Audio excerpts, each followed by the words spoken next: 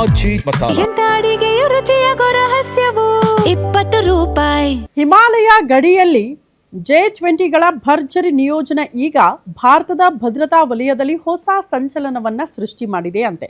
ಭಾರತದ ಗಡಿಗೆ ಎದುರಾಗಿರುವ 2 ಪ್ರಮುಖ ವಾಯು ನೆಲೆಗಳಲ್ಲಿ ಚೀನಾ ಒಟ್ಟು 11 J-20 ಸ್ಟೆಲ್ತ್ ಫೈಟರ್ ಜೆಟ್ಗಳನ್ನು ನಿಯೋಜನೆ ಮಾಡಿರೋದು ಉಪಗ್ರಹ ಚಿತ್ರಗಳಿಂದ ಅದು ಬಹಿರಂಗಗೊಂಡಿದೆ. ಲಡಾಖ್ ಎದುರಿನ ಹೋಟಾನ್ ಏರ್ಬೇಸ್ನಲ್ಲಿ 7 ಯುದ್ಧ ವಿಮಾನಗಳು, ಅರುಣಾಚಲದ ಎದುರಿನ ಡಾಮ್ಶುಂಗ್ ಏರ್ಬೇಸ್ನಲ್ಲಿ 4 ಯುದ್ಧ ವಿಮಾನಗಳು ಕಾಣಿಸಿಕೊಂಡಿದೆ. ರಡಾರ್ಗೆ ಸುಲಭವಾಗಿ ಸಿಗದ J-20 ಸ್ಟೆಲ್ತ್ ಜೆಟ್ಗಳು ಚೀನಾದ ಅತ್ಯಾಧುನಿಕ ಯುದ್ಧ ವಿಮಾನಗಳಾಗಿದೆ. ಗಡಿಯಲ್ಲಿ ಇಂಥ ಯುದ್ಧ ವಿಮಾನಗಳ ನಿಯೋಜನೆ ಈಗ ಚೀನಾಗೆ ಸಾಮಾನ್ಯ ಕಾರ್ಯಾಚರಣೆಯ ಭಾಗವಾಗಿದ್ದು, ಇದು ಕೇವಲ ಶಕ್ತಿ ಪ್ರದರ್ಶನವಲ್ಲ, ಯುದ್ಧ ಸನ್ನದ್ಧತೆಯ ಸಂಕೇತ ಅಂತ ರಕ್ಷಣಾ ತಜ್ಞರು ಅಭಿಪ್ರಾಯ ವ್ಯಕ್ತಪಡಿಸಿದ್ದಾರೆ.